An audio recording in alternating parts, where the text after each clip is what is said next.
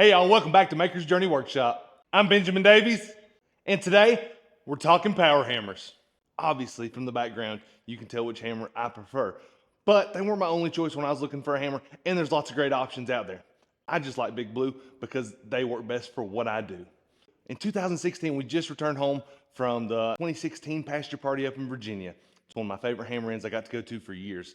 I came back and had a serious conversation with my wife. I was still working full-time at a warehouse picking groceries at that time, and we were still side hustling shows and had been doing it for years. I knew a power hammer was the next step. Before leaving to work that week, my wife and I had a moment alone. I said, I think it's time we get a power hammer. We didn't have the money, didn't know how we were going to get it. I said, but I think that's the next step. I think if we don't take those next steps, I'm going to end up stuck there the rest of my life. The path I have to take to work is almost an hour long before I have reception again, and I can talk to her on the phone. When I call her, she picks up the phone. She says, which one do you want? I said, well, there's two very specifically I've been looking at, Anyang and Big Blue. But before we talk about Anyang or Big Blue, let's talk about tire hammers, inspired and made widely based off of the Clay Spencer design. This was an idea that also crossed our mind. At the time, there weren't really any big manufacturers of these smaller hammers. They're pretty entry level. You don't need an air compressor. You don't even need 220. You can run them off a 110 motor and plug and play, and they're usually around about a 50 to 70 pound ram. Another thing is, even though they lack something in weight, they are super snappy and fast. We had one at the school where I learned how to forge in Haywood County, and that thing was fast. If you're making Damascus billets and you're looking to set a weld really quick, these things will do it. Another thing was the plans were available. You could buy the plans for $10, $15, $50. I don't know what the price was at the time. And you could make your own. You could probably make your own for right around $1,500 if you harvest your parts conservatively over time. The big downside to that for me was I was still a relatively new smith, and I wanted to focus more on the things that I was making that make me money than spending several weekends making the tool that probably wouldn't be as good if somebody had made them hundreds of times or. And plus, if I had to do any kind of tempering or heat treating on those springs that are going up and down right next to my face, I wasn't too confident in my ability to be able to do that at the time. Now, one option, and I'm sure they still host them today, where you could go take a class, and it would be 15 to 20 guys would get together on a weekend, and they'd make 15 to 20 hammers. And you'd each figure out your strong suit from what I understood. You'd have a set of guys welding, set of guys grinding, set of guys lining stuff up, and it'd be like an assembly line, and then you'd draw numbers at the end. And that way everybody got equal opportunity to getting a hammer. That's a pretty great idea. If you have the opportunity to do that, they're pretty inexpensive, and I bet it's one heck of a learning experience if that's something you're wanting to get into. Luckily, there is a guy out there that makes them today at Fiery Furnace Forge. His name's Dave Custer. I don't know Dave personally, but I've seen his content, and I've seen his hammers, and if I was going to buy one of these tire hammers, I would much rather buy them from a guy that's made hundreds or maybe even thousands at this point than I would trusting myself to put it together. I always look at things and I weigh it by time and money, because usually you have more of one than the other, and sometimes one will buy you more than the other. Just something to think about, and that's really what goes into my thought process. I can already feel you racing off to the comment section. Hold on, I'll address it. Anyang, Big Blue, not the same hammer.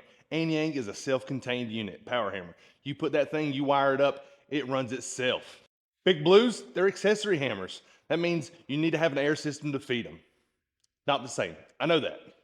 We called both suppliers. We called, I think his name's James at Anyang down in Texas, and he was nothing but helpful. Super kind, answered all our questions, and wasn't all trying to be pushy or anything like that you might encounter with a salesman for a large purchase. I got to demo one of his 33-pound hammers back in, I think, 2014, and thought it was super cool. Just a couple of weeks away, we got to go Big Blue, and we got to play on one of their power hammers after a demo. There was a knife maker in 2016 that demoed at Big Blue. Knife making wasn't really widely popular like it is today. It was really big at the school that I first learned, which is why I went a different direction. I've just never been much on chasing what's popular. But I thought the demonstrator was brilliant, and we went up and talked to him afterwards. He talked to me about his experience so far. He told me all about how when he first started, he bought a little giant that needed some work. He spent some time working on it. Within a year, year and a half, he had it running like a top. Great little hammer. But his biggest takeaway from that was, if he knew what he knew now, he would have started out with a brand new tool. Instead of wasting that time working on a project, he would have gotten the tool that would have put him straight to work right away. And that way he could have been a little further ahead sooner. After I got done talking with him, I talked to another member of Dean's crew, Andy, I believe it was. Andy took me over and he let me play on some of those Big Blues for a little while. While I played, Dean's wife, the owner of Big Blue and Oak Hill Iron, came and made conversation with my wife. And you might think, well, trying to make a sale, of course they're going to schmooze. I've been back several times since, in fact, to buy that second power hammer and just to pick up dies in between. They've made time to just take and show me the facility, not at my request, as they've grown over the years. But every time I've stepped in there since, I've received the same level of care and attention, and I think that's awesome. So many times as a business, as you grow, you become inconvenienced by the smaller projects. Me stepping in there to buy a small set of dies when they're shipping out hammers and presses and beautiful ironwork really isn't a big moneymaker for them. So the fact that they still give that level of attention and detail to their customers today means the world to me. And so we had a choice to make. Vicki had figured out a way for us to buy the hammers and make it happen, and it was down to 2 hammers for us. And here were the biggest determining factors for me. The guy Anyang, super nice, nothing but helpful. Couldn't say a bad thing about him if I wanted to. Loved the hammers, they hit great, but at the time they came with a 3-phase motor, and I was gonna have to convert or get a 220 motor to go with it because I didn't have 3-phase power at the shop I was in.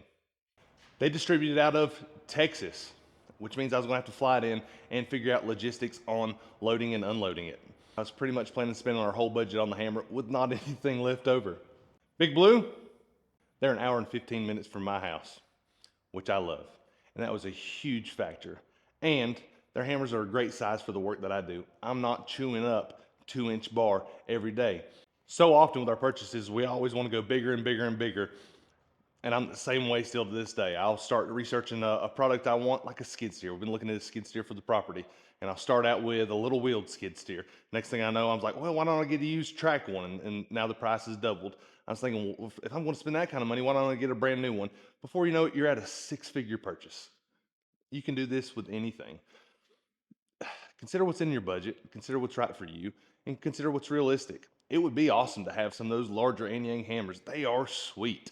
And maybe one day we might add one to the shop.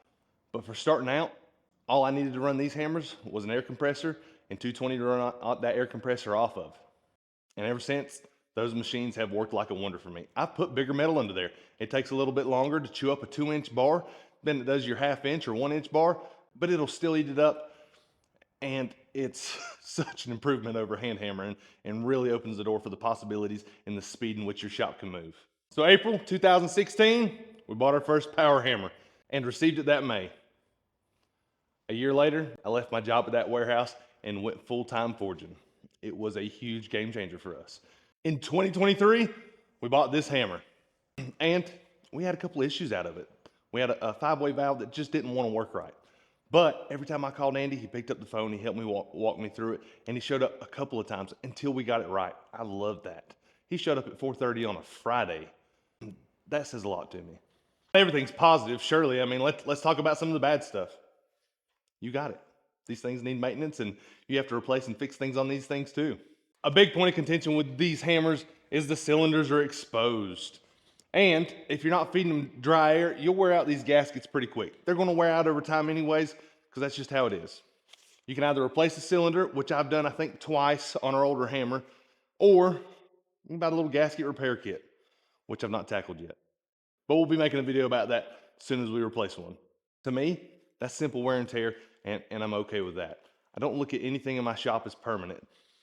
It's a big reason I don't like my anvils nailed down, and it's a big reason I'm okay when something breaks. If something gives me hundreds, if not thousands of hours of use and then needs some rubber gaskets, I'm okay with that. However, I'm not a mechanical engineer, and I don't like to spend time working on things. I know that the fact of opening up and pulling out the ram of a Anyang or self-contained hammer is a pretty invasive and involved job that I don't want to spend time or learn about. I just want to use these hammers and go back to work. I don't want to become a mechanic on them. I'm not saying Anyang has problems because I've never heard anything bad about them. They seem like great hammers. But there are dedicated traveling gypsy machinists that will travel around just to work on these things because it's such a niche market and kind of a lost art too. The thing about these Big Blues, they're so functional and simplistic. They've got a few control relay valves and gibs and some oil. There are lots of brilliant brands out there that we didn't mention today. Coal Iron has burst on the scene here in the past decade, making some brilliant hydraulic presses and they've even added a power hammer and an induction forge to their lineup recently. I am amazed at their growth. I think that's awesome. But if I was buying a hammer tomorrow, Big Blue, Anyang, and these tire hammers by Dave Custer, those are the ones 100% I would look at first. Which is why I say, if you're wanting a turnkey solution, buy one of the 3 hammers we've talked about here today. We talked about 3 hammers that we would really consider if we were going to buy a hammer tomorrow. I would buy any one of those hammers and put them in my shop.